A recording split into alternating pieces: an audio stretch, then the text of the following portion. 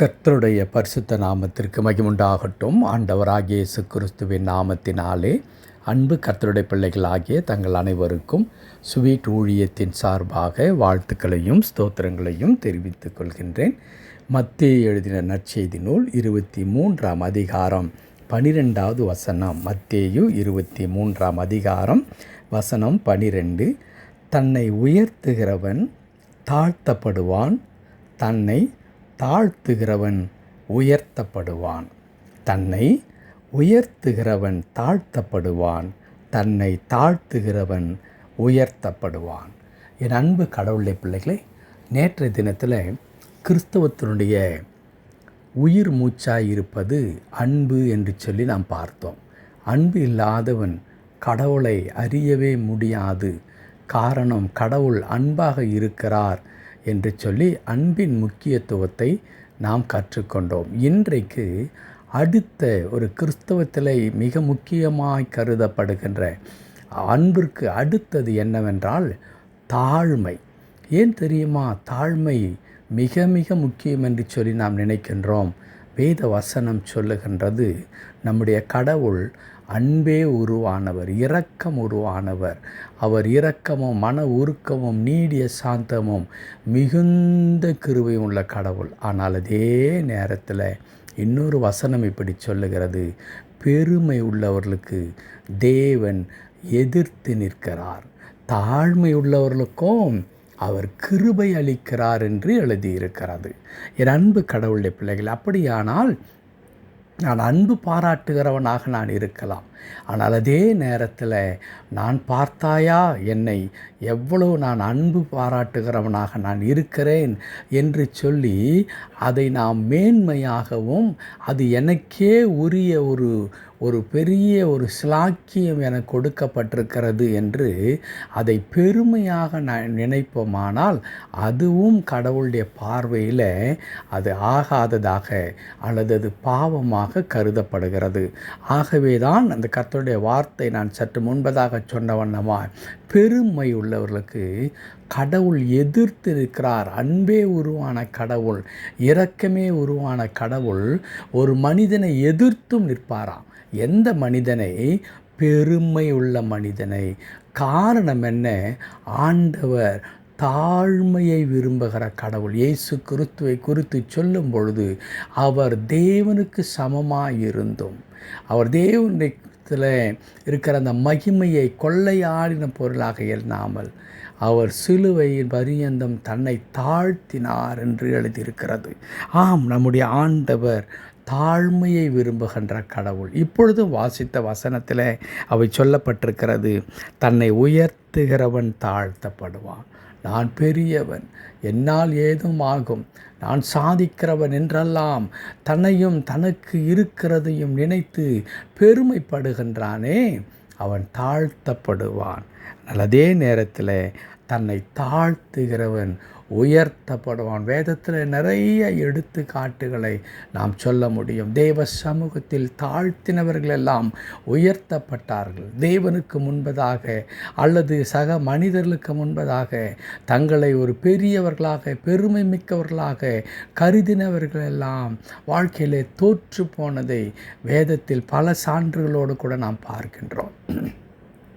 ஆம், அன்பு கர்த்தருடைய பிள்ளைகளே, உங்களுக்கும் எனக்கும் கடவுள் எதிர்பார்ப்பது என்ன? தாழ்மை இருக்க வேண்டும் என்று ஆண்டவர் விரும்புகிறார். ஏன் இந்த தாழ்மை இருக்க வேண்டும்? ஏனென்றால் இந்த உலகத்தில் நமக்கு எது இருக்கிறதோ அது நாம் சம்பாதித்ததல்ல, எதுவும் நிரந்தரமானதும் அல்லவே அல்ல. எல்லாம் கடவுள் நமக்கு கொடுத்தவைகள். கடவுள் இந்த உலகத்தில் நாம் வாழ்ந்து சுகமாய் இருக்க வேண்டும் என்பதற்காகத்தான் ஆண்டவர் எல்லா நன்மைகளையும் கொடுக்கிறார். ஞானத்தை கொடுக்கின்றார், பொருளாதாரத்தில் உயர்வை கொடுக்கின்றார், ஆரோக்கியத்தை கொடுக்கின்றார். இந்த உலகத்தில் பலவிதமான வீடு நிலம் போன்ற அநேக காரியங்களை நாம் சொந்தமாக்கி கொண்டு நாம் சுகமாய் இந்த உலகத்தில் வாழ்வதற்கு உங்களுக்கு ஆண்டவர் அனுகிரகம் செய்கின்றாரே தவிர நாம் பிறக்கும் பொழுதே எதையும் நாம் எடுத்துக்கொண்டு இந்த உலகத்திற்கு நாம் வரவே இல்லை. எல்லாம் கர்த்தர் கொடுத்த ஈவாக இருக்கிறது, கடவுள் கொடுத்த கிருபையாக இருக்கிறது. ஆகவே கடவுள் கொடுத்த ஒன்றை நாம் வைத்திருக்கொண்டு அந்த மகிமையை கனத்தை நாம் கடவுளுக்கு செலுத்தாமல் நாம் எனக்கு பார்த்தீர்களா இப்படிப்பட்டதெல்லாம் இருக்கிறது, நான் அவனை விட எவ்வளவு மேலானவன் என்று சொல்லி பிறரை நாம் அற்பமாய் நினைத்து நம்மை உயர்வாய் நாம் கருதும் பொழுது அது கடவுளுடைய பார்வையில் எப்படிப்பட்டதாக இருக்கிறது என்றால் அது பெருமை மிக்க ஒன்றாய், அந்த பெருமைக்கு தேவன் எதிர்த்து நிற்கிறவராகவும் இருக்கிறார். அப்படியானால் அன்பு கடவுளுடைய பிள்ளைகளே, ஒருவேளை இந்த உலகத்தில் கடவுள் என்னை ஆசீர்வதித்திருக்கிறார், உயர்த்தி வைத்திருக்கின்றார், எனக்கு நல்ல பதவி இருக்கிறது, அல்லது நான் பொருளாதாரத்தில் உயர்ந்திருக்கிறேன், இந்த உலக வாழ்க்கையில் எனக்கு நிறைய செல்வாக்குகள் இருக்கிறது, செல்வம் இருக்கிறது, ஒரு குறைவும் இல்லை. நான் எப்படி இருக்க வேண்டும் என்றால் அதற்கு முந்தின வசனத்தில் ஆண்டவர் மிக அற்புதமாய் சொல்லித் தருகிறார். உங்களில் பெரியவனாய் இருக்கிறவன் உங்களுக்கு ஊழியக்காரனாய் இருக்க கடவுள். அதுதான் தாழ்மையின் உச்சக்கட்டம். உங்களுக்கு பெரியவனாக இருக்கிறவன், நீங்கள் இந்த உலகத்தில் நீங்கள் பெரியவர்களாக உயர்ந்து இருக்கிறீர்கள். எல்லாவற்றிலும் கடவுள் உங்களை உயர்வாக மேன்மையாக வைத்திருக்கிறார். ஆனால் நீங்கள் தாழ்மையாக இருக்க வேண்டுமே. அந்த தாழ்மைக்கு இன்னொரு அடையாளம் கடவுள் சொல்லித் தருகிறார். நீங்கள் உங்கள் பெரியவனாக இருந்தால் நீங்கள் எல்லாருக்கும் ஊழியக்காரனாக இருக்க கடவுள். அப்படி என்றால் என்ன? மற்றவர்களை நீங்கள் சமமாக நினைக்க வேண்டும். மற்றவர்களை சமமாக நினைத்து அவர்களுக்கு நீங்கள் உதவியாகவும் அல்லது அவர்களை நீங்கள் மதிக்கிறவர்களாகவும் நேசிக்கிறவர்களாகவும் இருக்க வேண்டும்.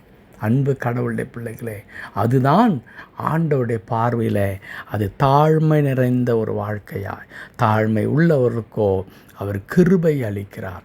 ஆகவே நேற்றைய தினத்தில் அன்பை கற்றுக்கொண்ட நாம் இன்றைக்கு தாழ்மை உள்ளவர்களாக நாம் இருக்கிறோமா? தாழ்மை உள்ளவர்களாக நாம் இருக்கிறோமா?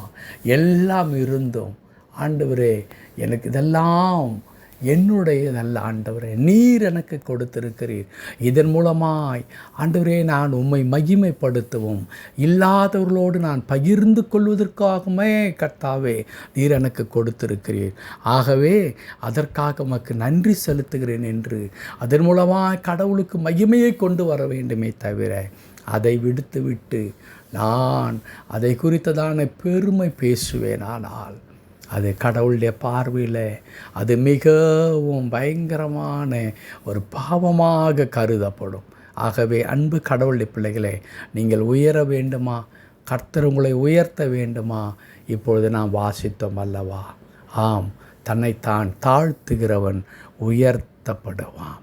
ஆண்டவருடைய சமூகத்தில் தாழ்த்துங்கள் இல்லையா? பிறருக்கு முன்பதாக நீங்கள் தாழ்மையாக இருக்கிறேன் என்பதான நீங்கள் அந்த வேஷம் போடுகிறார்கள் என்று சொல்வார்களே, அப்படிப்பட்ட காரியத்தை நாம் செய்ய வேண்டாம்.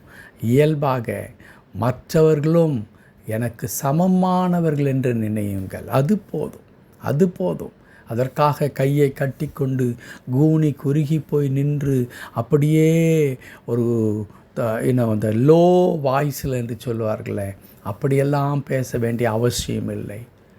எந்த மனிதனும் எனக்கு சமமானவர்கள் தான். நான் யாரை காட்டிலும் பெரியவன் அல்ல, யாரை காட்டிலும் உயர்ந்தவன், எல்லாம் சக மனிதர்கள் என்று சொல்லி பிறருக்கான மரியாதையை கொடுக்க கற்றுக்கொண்டாலே போதும். நாம் தாழ்மையாக இருக்கிறோம் என்பது அர்த்தம். அப்படி தாழ்மையாக இருக்கும் பொழுது கடவுள் சொல்லுகின்றார், நான் உங்கள் மீது நான் உயர்வை கட்டளிடுவேன், உங்களை உயர்த்துவேன். கடவுள் தாமே அப்படிப்பட்டதான மாபெரும் கிருபையை நமக்கு தந்து நம்மை ஆசீர்வதித்து நம்மை பலப்படுத்துவாராக. ஆமென், ஆமென்.